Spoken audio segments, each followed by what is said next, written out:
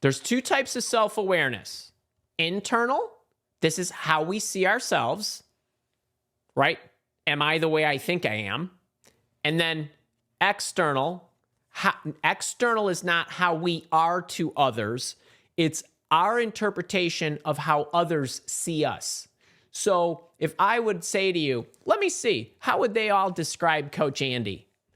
My accuracy in the words that you would use to describe me is my level of external self-awareness. What will set apart our interpretations is our upbringing. So I might say, these people will see me this way. And some of you, it might align, and some of you, it might not. And others might not see me that way at all. And now there's multiple components at play. I could just be externally oblivious to how I'm coming off, or your upbringing and your interpretation of what I'm saying that's based on how you see me and what your life is like.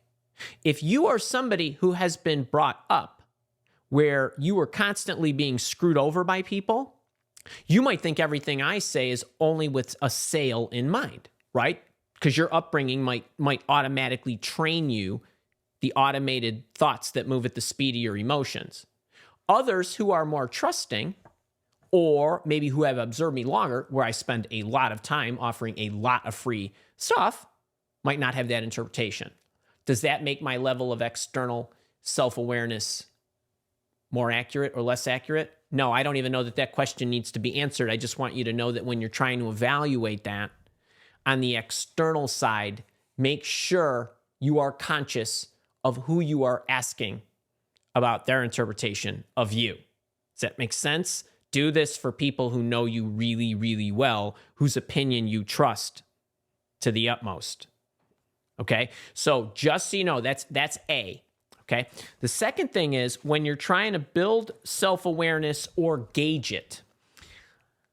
These are my 6. Now, I did a lot of research for the self-awareness lesson when I did it a few years back. But I assure you, no other self-awareness insight is packaged this way, because this is me, meaning this is what I think it takes. So the protocols, and going back to the 5 F's that are really my priorities, you know, my faith, my fitness, my finances, my friends and family, the relationship, and all the things that go along with my vocation, these kinds of things, they're your protocols. If these are not dialed in correctly and you do not stay consistent with them, it's hard to be self-aware. The next thing is your interests. Is what you do and what you love and what you're passionate about consistent with what you do on a day in and day out basis? Meaning, like your vocation, for example. Do you do work that is not even remotely like what you actually want to be or want? That's being internally inconsistent with your self-awareness. It is. Goals. Do you set goals that are consistent with you and what you want? I set goals around my health, or I put flags in the ground that make me support who I want to be in alignment with the goals I want to achieve. The goals I set from a vocational standpoint have to do with work, but not about how much revenue the Mile Walk and Mile Walk Academy arms make. It's how many people am I helping? Am I truly helping them? Is the complexion of the people in my community and my customers the profile that I want to attract? All of those things are goals that I have in my company, but are the goals that you're setting consistent with who you are? And then the operating environment. I assure you, this level of cleanliness, nay, the dog beds and whatever, is what my house looks like. It's what my office looks like. And I don't have to spend 4 hours on a Saturday cleaning everything because it's not in the place I want it. I'll spend 15 minutes once a month dusting everything with the pledge kind of thing. But is your operating environment consistent? Do you enjoy your home? I'm not talking about, geez, I wish I had a bigger house because I have 7 kids. I'm just talking about, generally speaking, is the environments that you are constantly around consistent with what you want? The thoughts. Are the thoughts that you have consistent with what you're doing and the behaviors? Are the behaviors that you display consistent with who you want to be? And so, number one, first part of all 6 of these to me are not only measuring sticks, but really these are the 6 pillars that if you closely examine them, you will know where you're out of sync from a self-awareness standpoint. It's true. When people, you talk about interests in work, when people say, I'll just take that job because the money's so good, that's being inconsistent from an internal self-awareness standpoint, because you will eventually get tired of that job, even if it pays you more, if it's not something that's consistent with who you want to be internally. So these are great guideposts. They're great kind of pillars, and they're great yardsticks to measure yourself against. Now let's go through a real quick little exercise just to kind of get your diaries going on this. But okay, here's the tip for today that I want you to just kind of think about, and you could go along with this. You could play along in your head with me right now. How stressed are you about? Pick anything. How stressed are you? Just imagine something you're stressed. You can share it if you want. You don't have to share it if you don't want to. And then what is it about? What are you stressed about? And then think about, was that your choice? Now, let's not go off the rails here again with that I'm a believer in that everything that happens to you is a result of your decisions, what you invited into your life at a macro level, goes back forever, and all that good stuff. So I'm not even talking about that. But just very quickly, was it something you chose? Are you stressed out that you got to watch your niece and nephew next weekend? You know what I mean? Like anything, pick anything.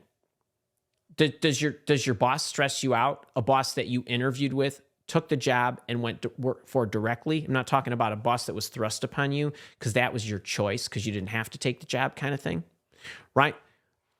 Think about your decision pattern.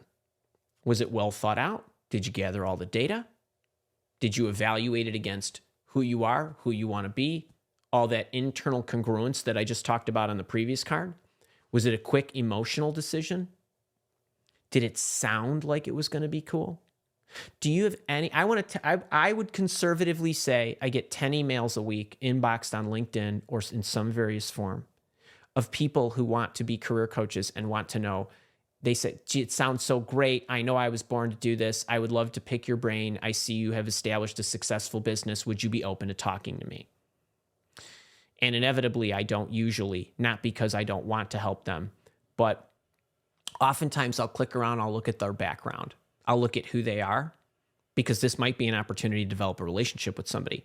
But inevitably, most of the people, I don't think there's any chance they'll be successful.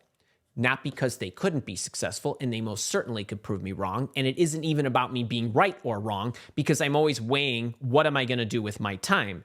If I'm talking to them about their career coaching business because they're a coach wannabe, that might mean one of you, I would have to sacrifice giving you a coaching session, which is not something I'm going to do.